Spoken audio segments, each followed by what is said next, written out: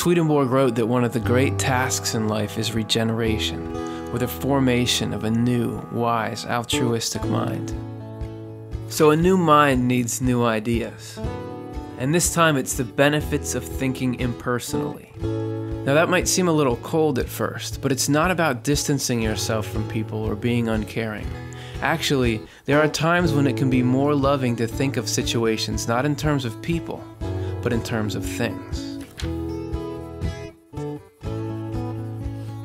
I was listening to an interview on the radio. I forget the subject material, and it's not really important for this, but some issue facing society was being discussed.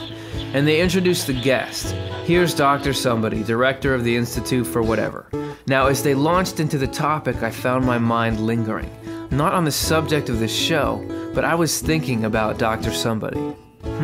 Doctor, director of that institute.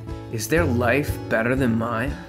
And their institute is doing a lot of good for the world, so people probably think they're so cool for leading it and being on the cutting edge of social issues. They're so lucky. Man, I hope that their institution doesn't do so well. Then they wouldn't be so cool. Or if there's some kind of accounting scandal, or bam, competitiveness. It pops up for all of us, right? And it's hard to get away from.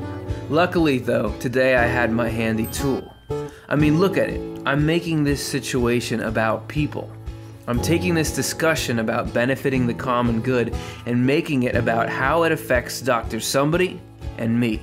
Whose stock goes up, whose stock goes down. So application was a simple shift of my attention from the people involved to the actual subject being talked about.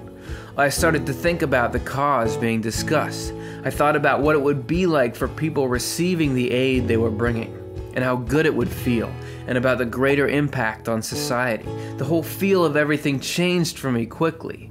When the situation was no longer, do I want this person to be better or worse than me, but what good will this movement do? My whole perspective on Dr. Somebody changed. It's good that the institution is out there because this is a powerful force for the cause, and the individual difference it will make in people's lives. When the focus was on the good being done, Dr. Somebody didn't feel like a threat, but an asset to the cause, and hopefully as competent and successful an asset as possible.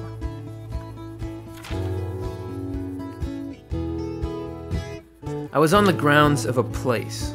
It was a place intentionally designed to be beautiful and somewhat meditative. Sitting on some stone steps, I noticed, right there, on the ground, cigarette butt. Immediately I start to get these thoughts. Who does that?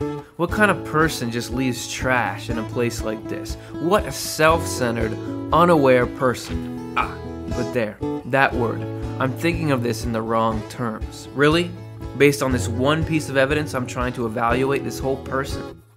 This person who was a baby and a toddler and played and grew and went to school and had hopes and dreams and friends and high points and lows and despair and triumph and internal monologues and goals and struggles, that whole person, all of them is summed up by this butt on the ground?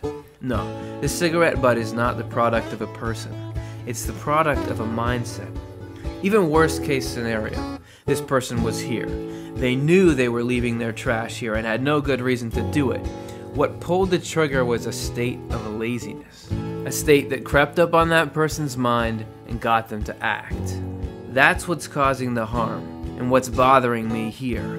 As soon as I started thinking about it in those terms, the feel changed. Because if I'm thinking about laziness rather than this person, I start to think about the times that laziness pops up for me. I start to think about it as a force that takes advantage of people. And I begin to think of them as good people under siege by something negative, and the damage that state of mind is probably doing in their life as well. And my mind begins to expand to what we can do to combat it together as the human race.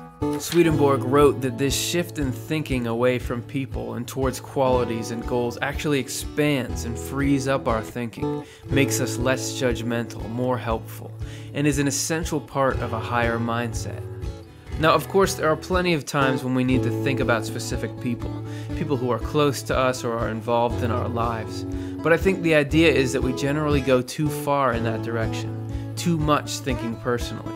But is that right? Well, the only way to find out is to try it for yourself. If you get the time, try applying this concept in your own life, in your own mind. If you find yourself thinking about a person whose behavior bothers you, start thinking about the behavior itself. If you start feeling competitive, think about the good being accomplished, rather than the people accomplishing it, or whatever other variations on this principle you come up with.